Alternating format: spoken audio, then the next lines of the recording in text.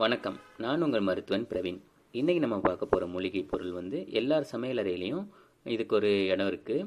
அது வேறு ஒன்றும் இல்லை, எல்லாருக்கும் தெரிஞ்ச ஒன்று தான். அது பெருங்காயம்.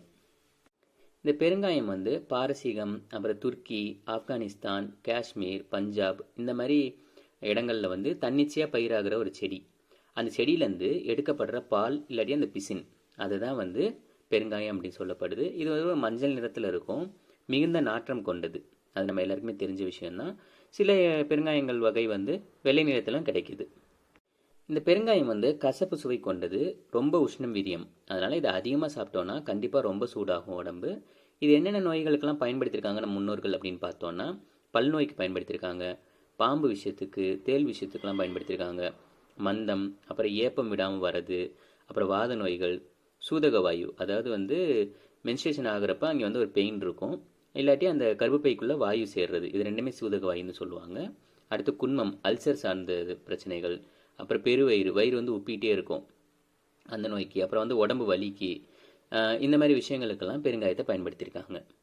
முன்னாடியே பெருங்காயத்தை அதிகமாக சாப்பிடக்கூடாது அப்படின்னு சொல்லியிருக்கேன். இது அதிகமாக சாப்பிட்டா என்ன ஆகுன்னு பார்த்தோன்னா, உடம்புல இருக்கிற நரம்புகள் எல்லாம் முறுக்காகி ரத்தங்கள்லாம் சூடேறிடும். சூடாகி ஆண்மை மிகும். ஆண்மை மிகுன்னாலும் இதை தொடர்ந்து சாப்பிட்டே வந்தாங்கன்னா உங்களுக்கு பேதி, அப்புறம் வாந்தி, வயிற்று பிரச்சனைகள், சரியாமை, இந்த மாதிரி பிரச்சனைகள்லாம் உண்டாக்கிரும். இதை பொரிச்சு தான் யூஸ் பண்ணணும். அதை அப்படியே பச்சை யூஸ் பண்ணக்கூடாது, பொரிச்சு தான் யூஸ் பண்ணணும். அப்போ தான் நல்லது. பச்சை யூஸ் பண்ணாங்கன்னா வாந்தி, தலை சுற்றல் இதெல்லாம் உண்டாகும். ஏன்னா ரொம்ப உடம்பு சூடாயிரும். பெருங்காயத்தை என்னென்ன நோய்கள் கொடுத்துருக்காங்க நம்ம முன்னோர்கள் அப்படிங்கிறத நம்ம பார்த்துட்டோம். பட் என்னென்ன நோய்களுக்கு எப்படி கொடுக்கணும் அப்படிங்கிறத இப்போ ஒன்றா பார்க்கலாம். குழந்தைகளுக்கு உண்டாகிற கக்குவா இருமல், அதாவது ரொம்ப ட்ரை காஃபாக இருக்கும், கக்குவா இருமல் சொல்லுவாங்க. அதுக்கு என்ன பண்ணலான்னு பார்த்தோன்னா, இந்த பெருங்காயத்தை தண்ணி விட்டு உரசி அதை மார்பு மேலே பத்து போடணும். அதுமாதிரி போட்டு வந்தோன்னா ஒரு வாரத்துலேருந்து ஒரு 15 நாள் போடலாம். அப்படி போட்டு வந்தோன்னா குழந்தைகளுக்கு உண்டாகிற கக்குவா இருமல் நல்லா படிப்படியாக குறைய ஆரம்பிச்சிடும். இப்போ ஒருத்தவங்களுக்கு குழந்தை பிறந்திருக்கு, அதாவது நார்மல் டெலிவரியில் குழந்தை பிறந்திருக்குன்னா எப்படியும் கர்ப்பப்பையில் சில அழுகுகள் சேர்ந்துருக்கும், ஃபுல்லாக எல்லாம் வந்திருக்காது.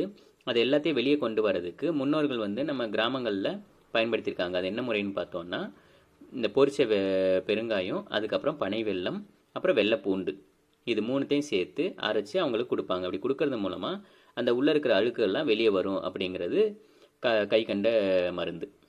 இப்போ சிலருக்கு வாத மிகுதியால் வறட்டிருமல், அப்புறம் உடம்பு ஃபுல்லாக வலி, இந்த மாதிரி இருக்குதுன்னு வச்சுக்கோங்க. அவங்களுக்கு என்ன பண்ணணும்னா, கோழி முட்டை மஞ்சக்கருவோட இந்த பெருங்காயத்தை சேர்த்து கொடுத்து வந்தோன்னா அவங்களுக்கு இந்த வறட்டிருமலும் உடம்பு வலியும் நல்லா நீங்கி வரும். இதை ஒரு 3 நாள்லேருந்து 5 நாள் வரைக்கும் கொடுக்கலாம். சிலருக்கு மாதவிடாய் கோளாறுகள் திடீர்னு ஒழுங்காக நடந்துகிட்டு இருக்கும், டக்குன்னு ஒரு 2-3 மாதங்கள் நடக்காமல் நின்றுச்சுன்னா அவங்களுக்கு என்ன பண்ணலான்னு பார்த்தோன்னா, மிளகோட பெருங்காயத்தை சேர்த்து கொடுத்து வந்தோன்னா அவங்களுக்கு அந்த மாதவிடாய் தடைப்பட்டது அருந்து இது மாதவிடாய் திரும்ப ஒழுங்குபடும். பட் அதிக அளவில் கொடுக்கக்கூடாது. அதிக அளவு கொடுத்தோன்னா நமக்கு பித்தம் ரொம்ப ஜாஸ்தியாயிரும். சூடு அதிகமாச்சுன்னா பெரும்பாடு வர்றதுக்கான வாய்ப்பும் இருக்குது. ஸோ அளவாக கொடுக்கறது, அப்படி இல்லாட்டி இதை கொடுக்கறது முன்னாடி அதான் மருத்துவர்கிட்ட அதை பற்றின ஒரு விவரங்கள் கேட்டுட்டு கொடுக்கலாம். இப்போ ஒருத்தங்களுக்கு தேள் கடிச்சிருச்சுன்னா அந்த கடிவாயில் ரொம்ப வலி இருக்கும், அதாவது கடுப்பு ரொம்ப ஜாஸ்தியாக இருக்கும். இப்போ தேளுக்கான மருந்து கொடுத்ததுக்கப்புறமும் அந்த கடிவாயில் கடுப்பு இருந்துக்கிட்டே தான் இருக்கும். அந்த வலியை குறைக்கிறதுக்கு என்ன பண்ணலான்னு பார்த்தோன்னா, இந்த காயத்தை, அதை பெருங்காயத்தை நீர் விட்டு அரைச்சி அதை அந்த கடிவாயோட மேலே போட்டோன்னா அந்த கடுப்பு கொஞ்சம் கொஞ்சமாக குறைஞ்சி வரும். அது மட்டும் இல்லாமல் இந்த படைகள், ஏதாவது தோல் நோயில் வறட்சியான படைகள் மாதிரி இருக்குன்னா, அது இந்த கொலகொலப்பு தன்மையை எரிச்சலும் இல்லாத அரிப்பு மட்டும் இருக்குல்ல, அந்த மாதிரி படைகளுக்கு இதே நம்ம அரைச்சதை போட்டோன்னா நல்ல பண்பு கிடைக்கும். கடைசியாக குழந்தைகளுக்கு உண்டாகிற மாந்தம், இந்த குழந்தைங்களுக்கு வயிறு உப்பிசம் இருக்கிறது, இல்லை ஒழுங்காக மோஷன் போகாமல் ஒழுங்காக செரிக்காமல் இருக்கிற பட்சத்தில் நம்ம பெருங்காயத்தை ஸ்ட்ரெயிட்டாக கொடுத்துடக்கூடாது. அதை என்ன பண்ணணும்னு பார்த்தோன்னா, ஒரு 1/2 லிட்டர் தண்ணியில் 2 கிராம் அளவுக்கு பெருங்காயத்தை கலந்தால் போதும்.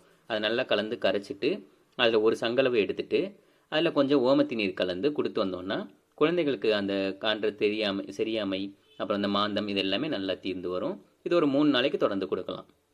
இதுதான் பெருங்காயத்தை என்னென்ன நோய்களுக்கு எப்படி கொடுக்கலாம் அப்படிங்கிற ஒரு சின்ன சின்ன குறிப்புகள். இந்த வீடியோ பிடிச்சிருந்தனா லைக் பண்ணுங்கள், ஷேர் பண்ணுங்கள். இன்னும் இந்த மாதிரி வீடியோஸ் பார்க்கறதுக்கு மறக்காமல் நம்ம சேனலை சப்ஸ்கிரைப் பண்ணிடுங்க. பக்கத்தில் இருக்க பெல் ஐக்கான் அழுத்திடுங்க. அப்போ தான் நான் போகிற வீடியோலாம் உங்களுக்கு உடனே காட்டும். நன்றி.